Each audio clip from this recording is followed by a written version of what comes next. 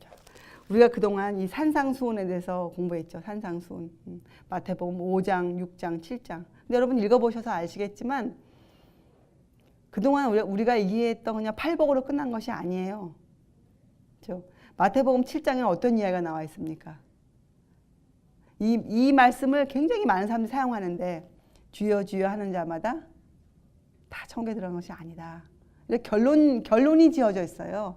이 마태복음 7장에 산상수훈의 범위 안에. 그래서 우리가 오늘은 그 석장을 다 공부했기 때문에 이제 한번 결론을 지어보는 것이에요. 예. 요점 정리하는 것이죠. 자, 여러분 산상수훈을 공부하시면서 여러분들이 느끼신 게 뭐 있으세요? 산상수훈. 저는 산상수훈을 공부하면서 하나님께서 우리를 만들어내시고 이 땅에 창조하셨어요.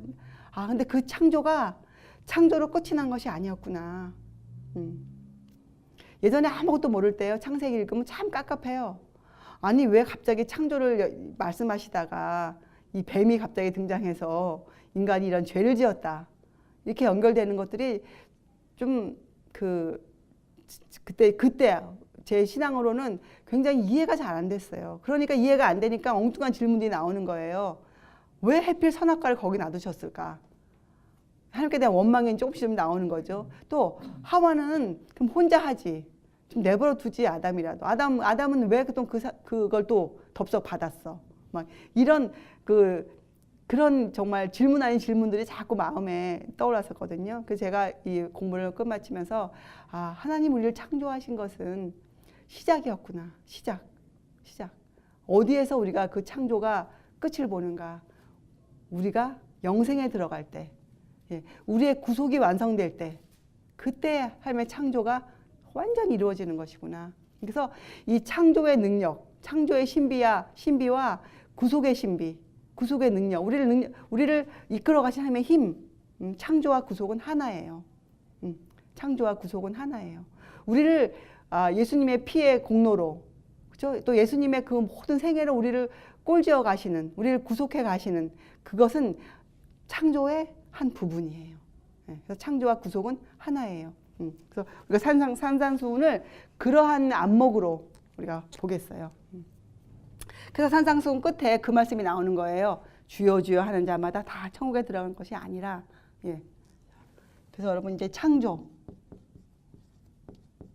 그래서 우리가 누구에게 창조에 대해서 말씀을 전할 때 항상 여러분 머릿속에 어떠한 개념을 갖고 있어야 우리가 온전한 창조를 전해줄 수 있을까요? 구속의 개념을 갖고 있어야 돼요. 구속의 개념. 창조는 구속이에요. 구속. 같은 말이에요. 창조와 구속은. 그렇죠? 자, 그리고 이 창조와 구속의 주체 되시는 분이 누구셨습니까? 예수 그리스도. 그리스도셨죠. 예수 그리스도. 예수 그리스도. 자, 예수 그리스도는 누구세요? 하나님의 독생자이신. 우리 여기 이 땅에 오시는 우리의 구주. 그렇죠? 자, 이분은 하나님의 말씀이세요. 말씀. 이분 자신이 말씀이세요. 또 이분 자신이 하나님의 계시세요. 하나님이 예수님을 통해서 하나님 자신을 우리한테 보여주셨잖아요. 그러니까 우리가 이것은 예수님을 하나님의 계시라고 불러도 되죠. 자, 이 계시, 말씀 계시를 통해서 우리가 주신 것이 무엇이었습니까? 이 말씀과 하나님의 계시를 통해서 예수님을 통해 주신 것이 하나님의 품성이었어요. 하나님의 품성, 또 하나님의 법, 또 사랑, 하나님의 생명. 이것을 그때 보여주셨죠. 그렇죠? 우리에게 보여준 것이 하나님의 품성, 또 하나님의 법, 사랑, 하나님의 생명. 다 같은 말이잖아요. 그렇죠?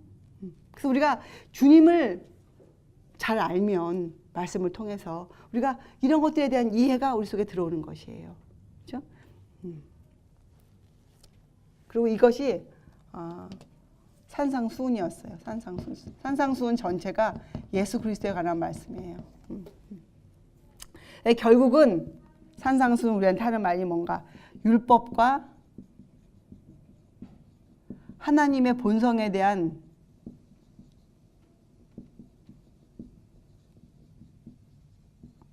위대한 원리예요. 정말 이것은 원칙이에요. 산상수훈이. 네, 산상수훈이 원칙이에요.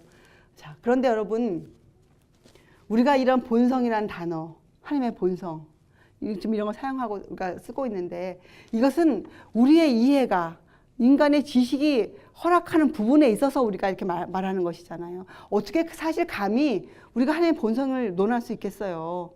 우리가 피조물인데. 근데 우리가 이렇게 논할 수 있는 근거는 무엇입니까? 주신 말씀 안에서예요. 이것은 영적인 견해가 아니에요.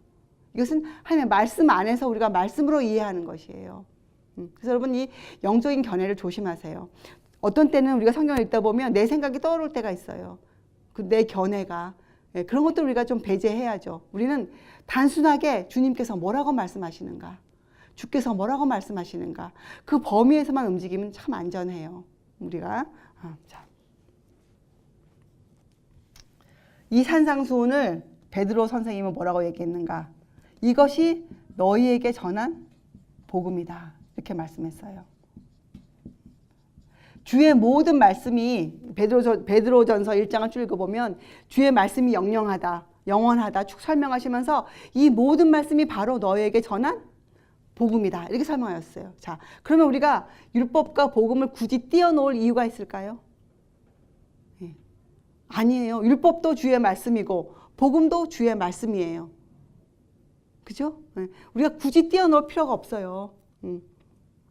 그래서 우리가 이 법이 폐해졌다, 이 말은 정말 합당하지 않은 말, 영적 견해예요. 그것은. 그래서 이 너에게 전한 복음이 다예요. 복음.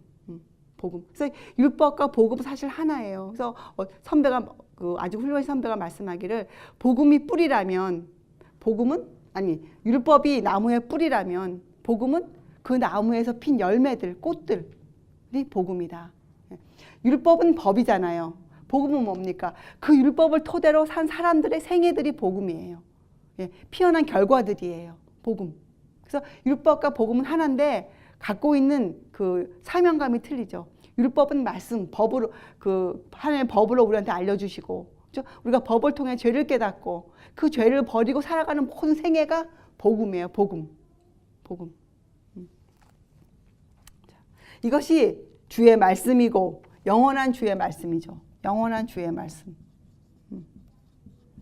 여러분들이 특별히 시편 말씀 읽을 때 이런 영원한 주의 말씀 단어들이 많이 나오거든요. 이것을 여러분들이 읽을 때 여러분 머릿속에 복음이 들어와야 되고, 그렇죠? 하나님의 법에 대한 이해가 들어오고, 그러면 그 시편 기자가 느꼈던 같은 감동을 우리가 느낄 것이에요. 같은 감동을.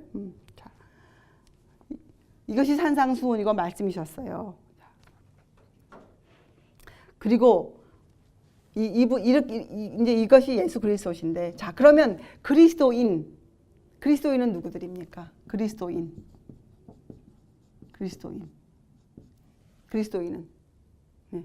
예수 그리스도처럼 살아가는 사람들을 우리가 그리스도인이라고 부르잖아요. 자, 그리스도인들은 성경을, 이 말씀을 믿는 자들이에요. 그렇죠?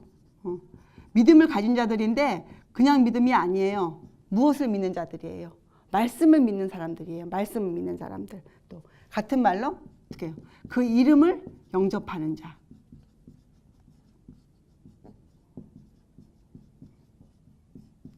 그렇죠? 그래서 이름을 영접한다는 뜻은 무엇입니까?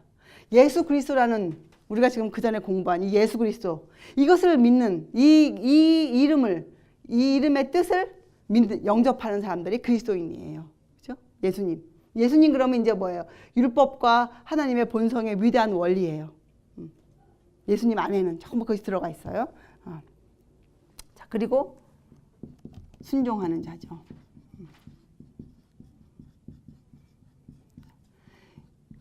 마지막 때 이 라오디게아 시대의 사람들에게 주신 그리스도의 정의가 있죠. 무엇입니까? 하나님의 계명을 지키는 자, 그리고 또 예수의 믿음을 갖고 있는 자. 그것이 라오디게아 시대 때 그리스도인의 정의예요. 우리의 정의. 자, 계명을 지키는 자. 여러분, 계명을 지킨다는 것은 바로 순종하는 것과 같은 말이에요. 그렇죠? 순종해야 계명을 지킬 수 있으니까. 그리고 예수 믿음을 가진 자. 여기에 합당하지 않으면 그리스도인이 아니에요. 그렇죠? 예수 믿음을 본받는다. 예수님 믿음을 가진 자라는 뜻은 예수께서 사실 때 가지고 계셨던 생활의 원칙, 사랑, 생명을 다 갖고 있다는 뜻이죠. 그렇죠? 이것을 하려면 우리에게 무엇이 필요합니까? 또 우리가 이렇게 계명을 지키고 예수 믿음을 가지고 있으려면 무엇이 필요해요? 정리하는 시간이에요. 산상수훈에서 뭘 하라 그랬어요? 예. 나를 포기해야죠. 나를. 예. 자아굴복. 자아굴복. 자아를 굴복하고, 그렇죠? 나를 포기하고, 예. 살면 자연스럽게 우리가 붙잡을 것이 있어요. 믿음이 확고해져요. 이거는 확고한 믿음은 무슨 다른 말로 하면 이건 무슨 뜻이에요? 이거는 신뢰예요, 신뢰. 신뢰가 생겨요. 우리가 주께서 하신 말씀을 제대로 믿을 수 없는 단 한 가지 이유는 아직도 내가 살아있기 때문에 그래요. 내가 살아있기 때문에. 여러분들이 신앙에서 전진이 안 되는 이유, 우리가 더 나가야 되는데 안 되는 이유는 아직도 우리가 자아 굴복이 힘들어서 그래요. 내 의지를 꺾는 일이 아직 부족해서 그래요. 내 의지, 내 생각을 버리는 게 그렇게 힘들어요. 그래서 우리가 산상수훈 공부했죠. 어떻게 될 때까지 우리가 이것을 의지를 굴복해야 됩니까? 우리의 눈이 우리를 방해하거든. 어떻게 해요? 눈을 빼어버려야 돼요. 내 오른팔이 이 일에 합당하지 않거든. 오른팔을 잘라버려야 돼요. 그래서 여기에 희생이 들어가 있어요. 희생이 들어가 있죠.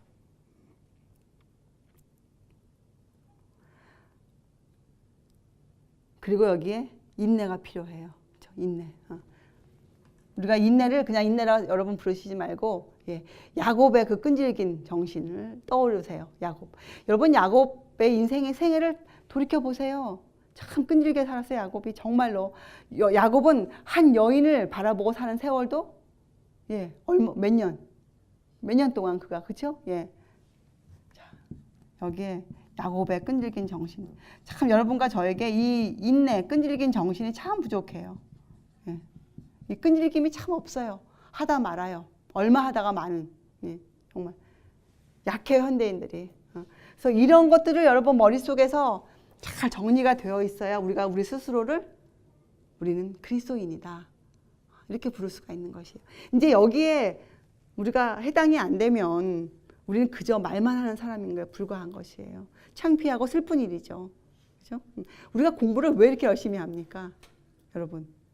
우리가 막 모여서 정말 어떤 분은 너무 오래 앉아 있어서 아프다 막 엉덩이가 이렇게 불평하는 이 와중에도 우리가 이렇게 열심히 공부하는 이유는 바로 이거예요. 정말 우리가 그리스도인 돼야 되기 때문에 어떤 그리스도인? 예수님 하나님의 품성과 법과 사랑과 생명을 우리가 보여주시는 예수 그리스도에 대해서 우리가 알아야 되지 않겠습니까? 그분의 법에 대해서 그분의 사랑에 대해서 또 그 생명이 도대체 어떤 것인지 우리가 알아야 되기 때문에 우리가 많은 공부를 하는 것이죠. 자. 그리고 이렇게 돼야 우리가 예수님의 제자가 될 수 있어요. 제자가. 여러분 다 믿으면서 우리가 순종하지 않으면 계명을 지키지 않으면 주님의 제자가 될 수 없잖아요. 그래서 현대인에게 우리 이 현대 이제 여러분 현대 그러면 여러분이 다 이제 머릿속에 그 시기도 정리가 되시죠. 우리가 사는 요 앞만 현대라고 한 것이 아니에요. 라오디게아 시대가 시작한 1844년부터 기독교계에서 현대가 되었어요. 현대. 그때부터 이런 사람들을 만들어내기 위해서 정말 성령께서도 예수님께서도 하나님께서도 세 분이 온 힘을 다해서 지금 우리에게 우리를 훈련시키고 계시는 거예요. 그래서 이렇게 그리스도인이 되면 우리가 이 세상을 바라보는 우리의 안목 그렇잖아요. 완전히 달라지죠. 완전 달라져 버리죠. 그래서 사람이 세상에서도 그렇대요. 사람이 달라지면 맨 처음 드러나는 것이 무엇이라고 나왔냐면 사람의 생각이 달라지잖아요. 그럼 맨 처음 그 사람에게서 변화로 느껴지는 것이 의복이래요. 의복.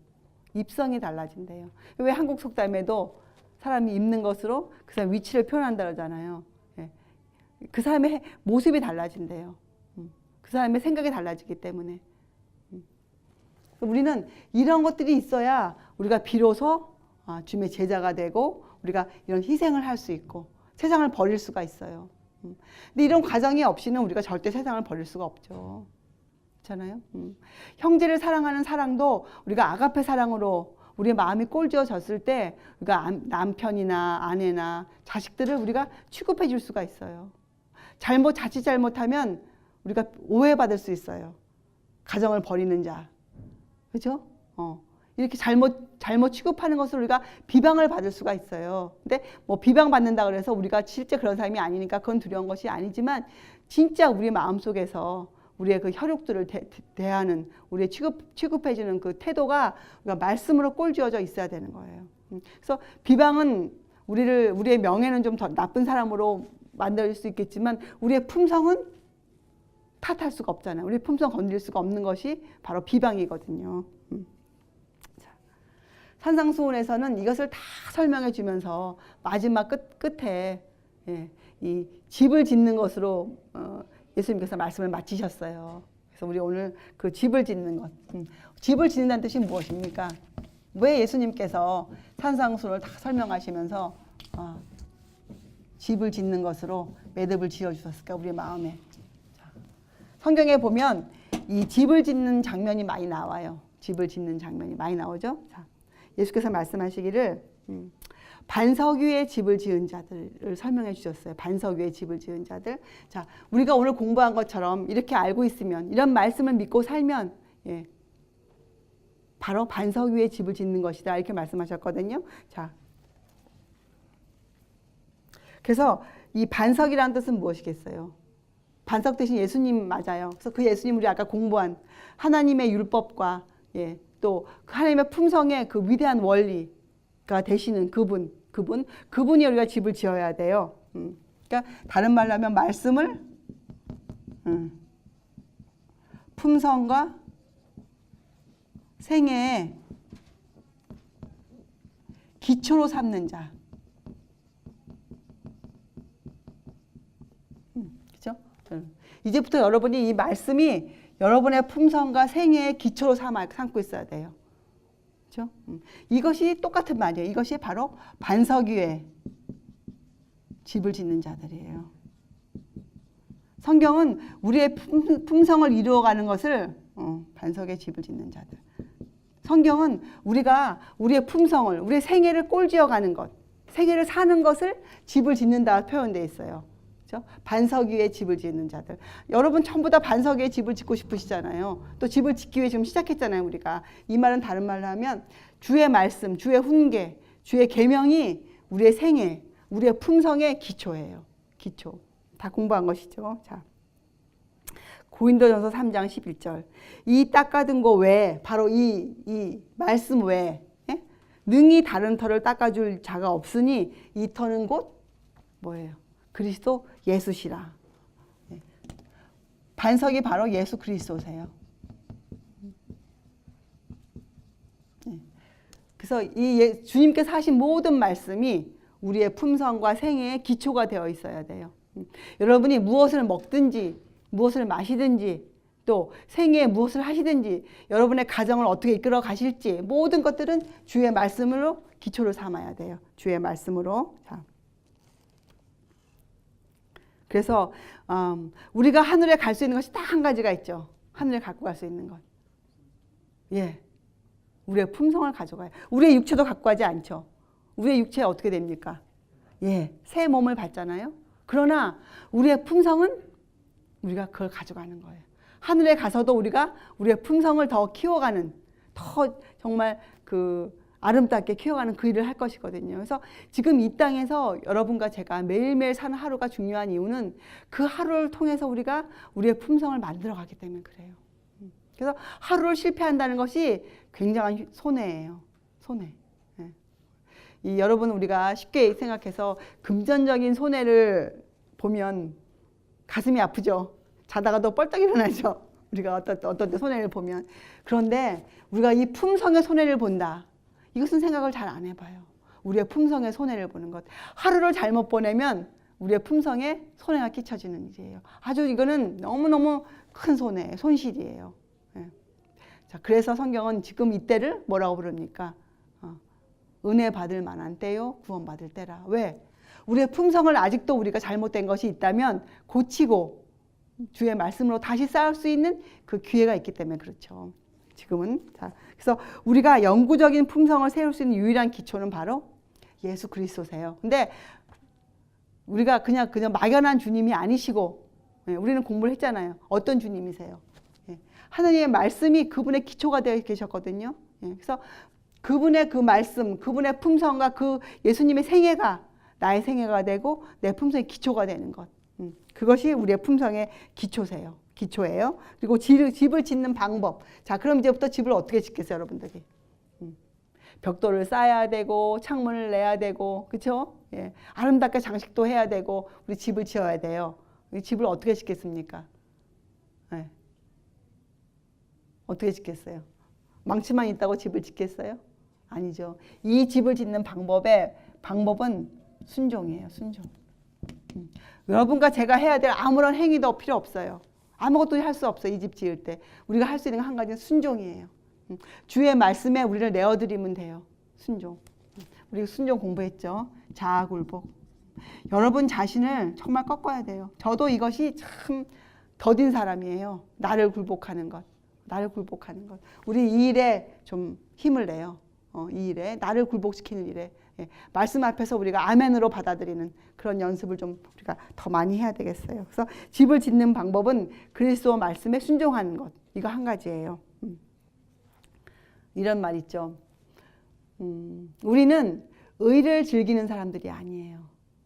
교회에 모여서 말로 당신 옳습니다. 나 옳습니다. 참 멋있습니다. 신앙이 좋습니다. 참 우리 교회가 많은 일을 하고 있습니다. 참 좋습니다. 이렇게 의를 즐기는 사람들이 아니에요. 의를 우리한테 주신 이유가 뭡니까? 즐기라고 주신 것이 아니에요. 의는 행하라고 주신 것이 행함. 행함이 꼭 있어야 돼요. 행함. 이 행함이 없는 그리스도인은 죽은 그리스도이잖아요. 성경에 행함. 이런 말씀의 기초 위에 반석 위에 집을 짓는다는 것은 우리가 또 다른 말로 하면 우리가 행하고 있다는 뜻이에요. 행하고 있다는 뜻. 행함으로. 순종하고 행함은 사실 같은 말이에요. 예. 순종하기 때문에 결과로 보이는 것이 행함이잖아요. 행함. 의. 우리가 무엇으로 행합니까? 의예요. 의. 예. 그래서 이렇게 이렇게 얘기할 수 있겠죠. 믿음으로 말미암아. 이게 무슨 뜻이에요? 예. 온전한 말씀의 기초 위에 믿음으로 말미암아, 믿음으로 완전에 이르는 것, 바로 의예요. 믿음으로 말미암는 의. 정말 중요한 가르침이에요. 중요한 가르침, 믿음으로 말미암는 의. 그런데 이 마지막 시대 우리는 이 믿음으로 말미암는 의를 어떠한 체계 안에서 이해하고 있어야 됩니까? 어떠한 체계 안에서? 우리가 저번 시간에 공부했는데요. 예, 우리는 이 믿음으로 말미암는 의의 기별을, 예, 계시록 14장 6절부터 12절의 말씀 안에서 우리가 이해하고 있어야 돼. 그 체계 안에서. 그것은 무엇이 됩니까? 이거는 마지막 때이기 때문에 우리에게는 이 때에 대한 기별이 있어요. 2300 주야에 대한 기별은 다른 시대 사람들에게 적용되지 않아요. 2300 주야의 기별은. 이것은 어때요? 그 2300 주야가 해당되는 시점에 살고 있는 모든 사람들에게 적용되는 기별이거든요. 그래서 여러분들이 이 믿음으로 말미암는 의의 기별을 잘 이해해야 짐승의 표를 여러분들이 안 받아요. 우리가. 짐승의 표에 대한 이해가 또 생기는 거예요. 짐승의 표는 무엇이고, 예, 예수님의 재림은 어떠한 사건이고, 예, 그래서 우리는 모든 우리가 갖고 있는 우리의 그 이해를 이 예수님의 다시 오심, 재림이라는 큰 그런 울타리 안에서 우리가 분명히 이해하고 있어야 돼요. 그래야 우리가 극단에 빠지지 않고 종말론적인 사상에 빠지지 않아요. 우리를 지켜주는 것이죠. 그래서 결론을 지으면 신앙이라는 것, 믿음이라는 것은 이것이 믿음이에요. 의. 주의 말씀을 실천하는 것이에요. 주의 말씀을 실천하는 것. 여러분 그 옛날 이스라엘 백성들이 가나안에 들어갈 때, 우리 이제 가나안 들어간다. 이런 지식만 갖고는 그들이 들어갈 수가 없었어요. 그들이 승리를 얻기 위해서 그들이 뭐 했습니까? 하라는데 전쟁을 치렀어야 됐어요. 그들이 가나안에 들어가서. 그렇죠? 그것처럼 우리가 주의 말씀을 듣고만 있으면 안 돼요. 듣고 우리 어떻게 해요? 행하는 자. 예. 의를 행하는 자가 되어야 돼요. 의, 옳은 일, 선한 일. 이 같은 말인데 로마서 8장 14절에 보면 이렇게 돼 있어요. 무릇 하나님의 영으로 인도함을 받는 그들은 곧 하나님의 아들이라. 하나님의 영으로 인도함을 받는 그들. 진리가 우리를 이해시켜주고, 그렇죠? 우리가 진리 가운데서 살 수 있는 사람들. 진리, 의 다 같은 말이잖아요. 의를 행하는 자들. 그리스도의 영으로 인도함을 받는 사람들. 그렇죠? 의를 행하는 자들. 다 같은 말이에요. 그래서 여러분 잊지 마시고 우리가 공부하는 모든 가르침은 우리는 현대에 살고 있기 때문에 그 진리 안에서 우리가 이해하고 있어야 돼요. 그래서 여러분들이 이제부터는 공부를 하시면서 항상 요한계시록에 나와 있는 그 말씀, 다니엘서와 요한계시록은 우리 현대인들이 이해하고 있는 필독이에요. 필수도서. 한 번 읽고 이제 다 알았다? 여러분 절대로 아닙니다. 다니엘서와 요한계시록은 계속 읽어야 되고, 그 때에 대한 기별들이 우리가 이해하고 있는 이런 이해력과 함께 맞물려서 돌아가야 돼요. 우리 안에. 그래야 우리가 시대를 볼 수 있는 눈을 갖고 있을 수가 있어요. 그렇죠? 시대를. 자, 그러면 이렇게 좋은 말씀인데 우리가 이것을 어떻게 시작하는가? 어떻게? 여러분 지금 어떻게 시작하시겠어요? 나는 아직도 말씀을 잘 모르기 때문에 아무것도 할 수 없노라. 이게 아니잖아요. 자, 지금 여러분이 갖고 있는 빛이 있으실 거예요. 여러분이 알고 있는 지식이 있으세요. 그것에 순종하세요. 먼저. 여러분 마음을 한번 들여다보세요. 주께서 주신 말씀 중에 저도 좀 떠오르는 게 있어요. 이렇게 말을 하고 있으면 주께서 주신 말씀 가운데 우리가 지키지 않고 있는 것들, 차일피일 미루고 있는 것들이 분명히 있어요. 그것들을 당장 순종하겠노라. 당장 내가 하겠노라. 우리가 이렇게 마음을 먹어야 돼요. 당장 하겠노라.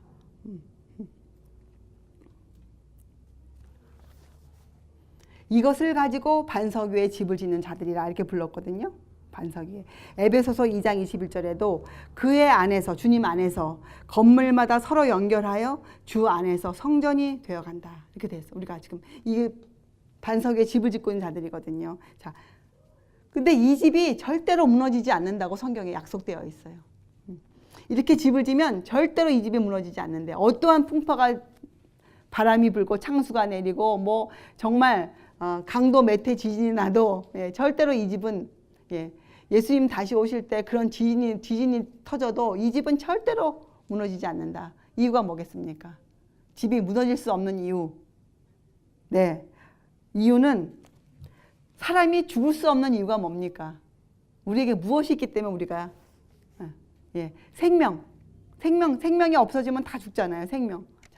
이 집의 근거가 예수님이시잖아요. 또 근거 위에도 우리의 순종을 통해서 집을 지어가요. 사실은 우리 집이 아니에요. 이 집은 예수님의 집이지. 그렇죠? 우리는 이것만 했으니까 순종. 집을 궁극적으로 올려가시는 분은 예수님이세요. 예수님께서 하시는 거거든요. 자, 그래서 이 집에 가장 중요한 것, 이 집에는 하나님의 생명이 있어요. 하나님의 생명. 자, 여러분 하나님의 생명은 어떤 생명입니까? 변하지 않는, 죽지 않는 하나님의 생명이 있잖아요. 바로 이 생명이 또 예수님의 생명이셨어요. 예수님의 생명. 그런데 우리가 이렇게 집을 지어 나가면 어떻게 돼요? 이 생명이 누구 것이 돼요? 이 생명이 나의 생명이죠. 그리고 이것이 우리의 생명이에요. 우리 공동체, 우리 연합하여 사는 우리 교회의 생명이 되는 거예요. 자, 이것이 절대로 무너질 수 없는 이유예요. 이것을 다 통틀어서 예수님이 감사하게도 뭐라고 불렀습니까? 한 집. 참 너무 놀랍지 않으세요, 여러분? 저는 이거 하면서 너무 놀라웠어요. 나와 예수님이 한 집에 살고 있다. 아니, 여러분과 제가 정말 한 집에 살고 있는 겁니다. 주님과 한 집에. 그냥 어떻게 무너지겠어요? 이건 절대로 무너질 수가 없어요. 하나님의 생명이 근간으로 받쳐주고 있기 때문에 이렇게 집을 지어가면 절대로 무너지지 않아요. 우리가. 그렇죠? 자, 이것이 한 집이에요. 집이에요. 자, 그런데 성경에는 반대로 모래 위에 집을 짓는 또 반대집도 적어 놓으셨어요. 반대집. 자, 이것과 대결해서 반대집이 우리가 절대로 가서는 안 되는, 지어서는 안 될 집이 나오죠. 자, 어떤 집일까요? 이것을 모래 위에 집이라고 그랬어요. 여러분, 이것은 뭐 모래 위에 집 앉아본 사람 누구였겠어요? 모래 위에 집 져보세요. 높지 않은 집만 지어놔도 바닷물 한 번만 들어오면 싹 쓸려가요. 모래 위의 집은. 이 모래 위의 집은 어떤 것이겠어요? 인간적인 것이에요. 전부 다 인간적인 사상, 영적 견해들. 이제 여러분과 저는 참 많은 것을 단순하게 이해하고 믿어야 돼요. 아주 심오한 진리이지만 우리가 단순하게 믿는 것, 성경 말씀대로. 이 영적 견해를 여러분들이 잘 분별해 보세요. 이것은 정말 우리가 갖고 있지 말아야 될 것들이 영적 견해. 또 인간이 고안한 형식, 의식들. 이게 무엇입니까, 여러분? 교파, 교단주의. 얼마나 심한지 몰라요. 여러분, 부딪혀보면 이 사상이 얼마나 강한지 몰라요. 정말 하나님의 생각과 맞대결하고 있어요. 성경 말씀을 펴서 알려줘도 사람들이 우리 교회는 그렇게 안 믿어요. 우리 목사님은 그렇게 말씀 안 하세요.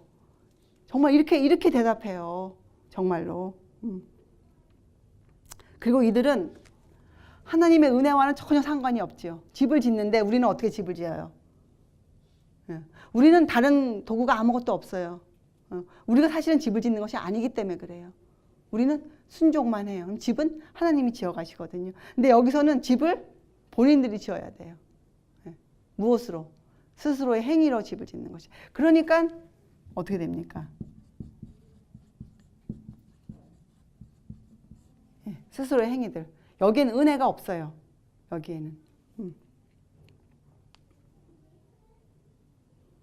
그리고 이들에게는 소망이 여기가 아니고 자신들이 소망이에요. 자신들이. 자아를 굴복해본 경험이 전혀 없기 때문에 자신이 소망이에요. 소망을 자신에게 두고 있어요. 소망을 자신에게 두고 있어요. 이것들이 이런 관계를 우리가 공부했어요. 그동안 성경에서 쭉. 그렇죠? 우리가 묻어질 수 없는 이유는 여러분과 제가 이런 신앙생활을 하면서 많은 어려움이 있고 또한 또 우리가 많은 어려움을 지나가야 돼요. 우리의 믿음은 시련을 통과한 믿음이어야만 돼요. 시련을 통과해야 돼요. 우리의 믿음이. 다니엘의 세 친구들, 그들이 믿음으로 살았죠. 그들이 당한 것이 풀무불이었어요. 우리도 곧 우리의 믿음을 증거해 보여야 하는 그런 시점이 이를 것이에요. 그런 시점이. 그래서 우리가 이렇게 집을 지어놓지 않으면 우리가 그런 시점이 올 때 우리가 어떻게 되겠어요? 집을 지을 수가 완성할 수가 없는 것이에요. 그래서 여러분 우리가 이 반석 위에 집을 짓기 위해서 지금 우리가 이렇게 성경을 열심히 연구하고 읽고 단순하게 읽고 말씀 안에서 저도 이런 것을 공부하면서 근데 참 신기한 게요. 사람이 하나님께서 신비로 가려놓은 것들 하나님께서 여기까지만 접근해라. 그렇죠? 모세에게도 너가 선 곳은 거룩한 곳이니 네의 발에서 신을 벗으라. 이런 경고를 누누이 해주시고 계시는데도 인간의 반역적인 마음이 이런 과정을 거치고 있지 아니하면 정말 여러분 일로 돌아가요. 인간적인 사상, 영적 견해. 여기 한번 눈이 멀어 보이면 하나님이 아무리 좋은 말씀 해주셔도 돌아올 수가 없어요. 잘 안 돼요. 잘 안 돼요. 우리는 지금 이것을 시작하는 입장에서 여러분 여기에 좀 조심해요. 영적 견해. 훌륭한 사람들이 적어놓은 많은 책들이 있고 좋은 서적이 있지만 우리에게 그런 것들이 별로 쓸모가 없어요. 우리에게는 뭐만 필요합니까? 성경, 하나님의 말씀. 그리고 말씀을 말씀 안에서 잘 읽어보면 충분히 이해할 수가 있어요. 그리고 우리가 또 믿을 수 있는 신앙 서적들이 있잖아요. 믿음의 선배들이 삶으로 인정해 놓은 그런 서적들이 있잖아요. 그런 것들을 우리가 편협한 마음 갖지 말고 잘 읽어보면 우리가 충분히 모래 위에 이 반석 위에 집을 지을 수가 있어요. 그래서 이 집은 이 생명력 때문에 무너지지가 않아요. 생명력. 여러분과 제가 이렇게 살면 영생을 얻는다는 보장이 되어 있는 이유는 바로 하나님의 생명이 우리 이 집의 근간이기 때문에 그래. 생명. 여러분 생명은 힘입니다. 힘이에요. 우리가 진정으로 이렇게 살면요. 우리가 의를 정말로 행하는 자가 돼요. 한번 해보세요. 이제 우리가 많은 말씀 공부를 했잖아요. 여러분이 정말로 실제 생활에서 한번 그렇게 살아보세요. 한번 해보세요. 해보면 또 많은 실패가 거기에 있을 수 있고 많은 경험이 그 안에 있고 또 많은 일들이 이루어져요. 그러나 우리가 일단 순종하면 말씀에 하나님께서 집을 지어 가실 거예요. 여러분들이 겁내하지 말고 이제 정말 이런 실천하는 믿음 꼭 있어야 돼요. 자, 여러분 성경에 읽어보면 하나님의 호소가 많이 나오죠. 하나님의 호소. 여러분 에스겔서 33장 11절에 하나님의 호소가 있어요. 하나님 뭐라고 말씀하셨습니까? 하나님은 악인의 죽는 것을 기뻐하지 않으신대요. 하나님이 기뻐하지 않으신대요. 그리고 호소하셨어요. 돌이키라, 돌아오라 악인들에게. 예, 여러분. 그래서 여러분도 지금 여러분의 마음에 우리가 이 일을 시작하면 살면서 우리 마음에 조금이라도 하나님을 향해서 오점이 있다면, 예, 반역적인 마음이 조금이라도 있다면 여러분 꼭 큰 것만 반역적인 마음이 아니에요. 아주 작은 것이 정말 사실은 더 위험해요. 작은 마음. 그걸 잘 여러분 살펴보세요. 살펴보고 정말 우리가 이렇게 주의 말씀으로 우리의 품성에 기초를 삼고 우리의 생애를 꼴지어간다면 얼마나 복되고 행복하고 아름다운 일이겠어요. 온 하늘이 우리를 위해 기뻐하는, 그렇다고 성경에 표현되어 있지 않습니까? 사실 우리는 너무나 이 하늘에 대해서도 이해가 없고 땅을 너무나 많이 바라보는 습관 속에 있었기 때문에 교회를 다니면서도 이런 것에 대한 이해가 참 많이 부족해요. 정말 부족해요. 그래서 저는 우리가 이런 성경을 연구하면서도 이런 것에 대한 목적이 빠져버린다면, 그죠? 의미가 없어요. 의미가 없어요, 여러분. 저는 그 의미 없는 날 사는 게 이제 정말 지긋지긋해요. 여러분도 아마 그러실 거예요. 의미 없는 하루하루 산다는 것이 참 고통이고 지옥 같아요. 나이가 들어가니까 그 의미가 없는 삶을 산다는 그 하루를 보낸다는 것이 아주 구차스럽고 싫어요. 이제는 어떻게 해서라도 정말 우리가 이렇게 목적을 가지고 소망을 하늘에 두고, 또 지금 세상을 바라보세요. 소망을 둘만 합니까, 세상이? 정말 아니잖아요. 그래서 우리 이런 집을 지어가는 일에, 이것은 우리의 개인의 집이기도 하지만 또 어떻게 해요? 서로가 다 성전이 되어가는 관계니까 한 집을 지금 짓고 있는 거예요. 여러분과 제가 같이 지금 집을 짓고 있는 것이에요. 이 하늘로 나는 아름다운 집을 짓고 있는 것이거든요. 여기에 많은 사람이 동참하면 더욱 좋겠죠. 그러나 지금 시작은 우리라도 정말 이제는 우리가 주의 사랑으로 남을 대접해주고 황금률 배운 대로 남을 대접하는 것이 이런 것이다. 내가 대접받고 싶은 대로 남을 대접해 줄 줄 아는 황금률을 이해하고 그것을 실천 삼아 살아보는 우리들 서로가 되기를 얼마나 간절히 바랍니까? 그래서 이런 일들이 정말로 이루어지는 일들. 그래서 하늘에서 우리를 바라볼 때 천군 천사들이 또 하나님께서, 예수님께서 우리를 인정해 줄 수 있는 그런 곳들, 그런 것들이 만약에 아니라면, 여러분과 제 마음에 그러한 목적이 살아있지 않다면 우리 뭐 때문에 나와서 시간 씁니까? 그렇잖아요. 또 이러한 목적이 없는데 안식일을 지킨다고 또 무슨 의미가 있겠어요?